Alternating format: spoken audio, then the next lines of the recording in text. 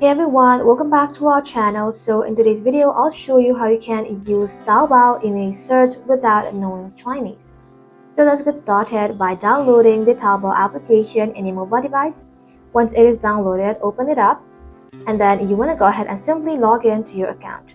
So once you've logged in, if you see all these languages in Chinese, first of all, let's go ahead and simply translate the language. Tap on this account section, then tap on the scale-like icon, tap on country and region, and then select country region, which is the first option, and then you want to go ahead and select your country. Once done, tap on language, and then tap on English. Once it is translated, it will be easier for you to understand. Head back to home, and then you want to go ahead and tap on this camera icon right beside the search bar. And then you want to go ahead and simply tap on photo to take a photo, and then tap on scan to take scan. Also, if you like to upload from your gallery, you'll have to enable the access. So let's go ahead and simply take a photo from here. And just like that, Taobao will scan the photo and display visually similar items. Scroll through the result and look for the same design, brand, or product.